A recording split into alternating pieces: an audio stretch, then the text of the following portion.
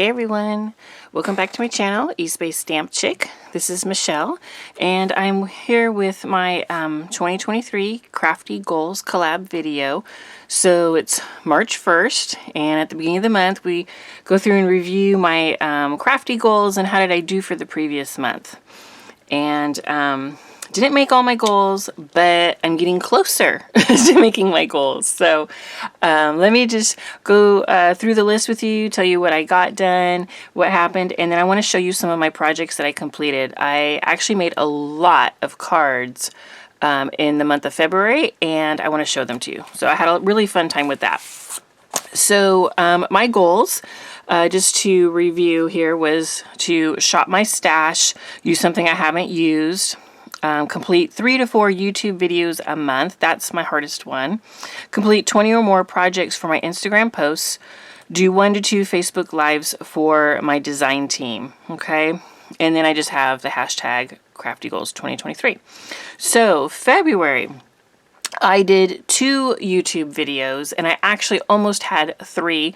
I filmed a video a couple of days ago, and then yesterday was trying to get it edited after work, and I had to be somewhere, and so I got everything ready. It just needed to post to YouTube. And then the event that I was going to took way longer than I thought it was going to. So by the time I got home, it was so late that to start posting to YouTube, I mean, it just would have been too much. It was late. I needed to go to bed. So I did not get it up. Otherwise, I would have counted that as a February video, and I would have hit 3 videos. So the good news is that I have that video, and I can now post it for March, and I'm almost like ahead of my normal routine, and hopefully can get to the 3 to 4 videos in March because I already have that video ready to go. So there is that. And that one is a card tutorial. So that will be coming up soon. I did 17 Instagram posts in January. I only had 13, so that's better, getting closer to my 20 posts a month. So that's good. I did not get any lives done.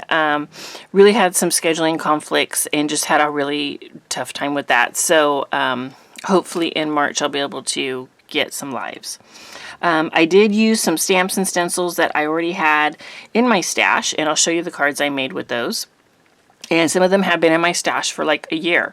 So that was really good. And I did make a total with all my design team work and just things I did on my own. I made 24 cards in the month of February. So they didn't all get posted on Instagram. A lot of them did, because some of them were multiple cards in one post. But so I do have some left over that's going to help me post in March. So let me show you what I made, because I think that's the fun part, is seeing all the good stuff, right? So the items that I took from my stash were all from Pink Fresh Studios. So I made, I think, 7 cards from Pink Fresh Studio, and I had a few new items, but a lot of them were existing items that I had not used or had only used once maybe. So really loved the way they turned out. They all had to do with stenciling, so it's all stencils, and then I used their pre-done foil sentiments for every single card just to make it really quick and easy. And I am loving working with stencils. Like, stamping this and then doing the stencil for the coloring is so quick and so pretty, and even the background on this one is a stencil.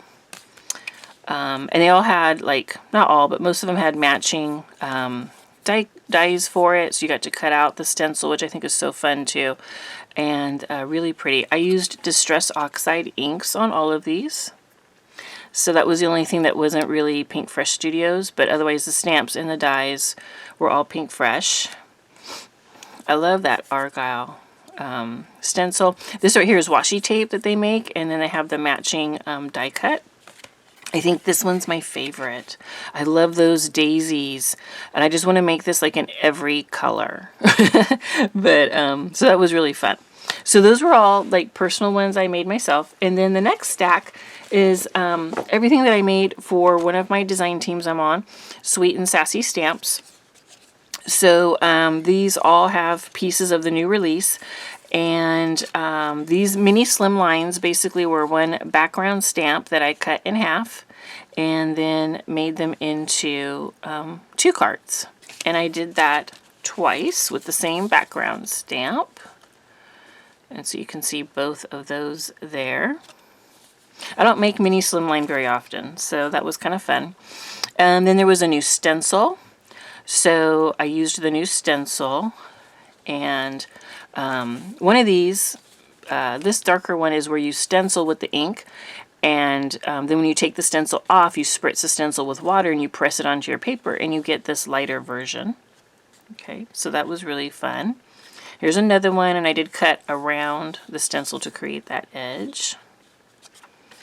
And this one, I have a few in here that I used foiling, and all I did was deco foil through an existing stencil, and I did it on top of a gel press print.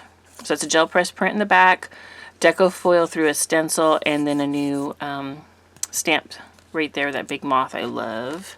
And again, another one with the big moth, and it is over a gel press print. So lots of shine, and again the same thing here, a different stencil, and deco foil over gel press print, and then added some dies and stamps. And again, that big moth with that same background, really pretty. I love that moth. And then this next group was earlier in the month, and actually I didn't even bring that one to show, but that would be part of it, is I made a rainbow card, and I used the arch to make the arch of these circle dies to make a rainbow. The circle dies are new to Sweet and Sassy Stamps, so you have to cut out a whole bunch of these circle dies in all the different colors to make a rainbow. So I glued them all together, cut it in half, and made a rainbow arch for another card. I'm not sure where that one is. And so I had all these circle dies left over, so I just made these kind of geometric cards, and they're just kind of clean and simple in a way, lots of color though. And those, you know, these would be great just to quickly do and hand out kind of thing. And they could even maybe be somewhat masculine, but they're real simple, real clean. Oh, and then I had one more with that deco foil over a stencil and a gel print right there. So kind of out of order there. But yeah, that is my stack of cards that I made. So check that out, 24 cards this month, so super busy. And then for March, like I said, I already have a video going, ready to go, and I actually have, one of my grandkids has a birthday, so I'll be making a photo album for her, so hopefully I will get that done and filmed, so that way you can see the photo album. I'll be doing one of Rosa Kelly's tutorials, and it's mermaid themed, so it's going to be super cute. And then we'll have a new release at Sweet and Sassy Stamps as well, so you'll see a lot of new cards there too. So hopefully you are enjoying these Crafty collab videos. Would love for you to subscribe and like my video. Give me some feedback, of course. Love to hear from you.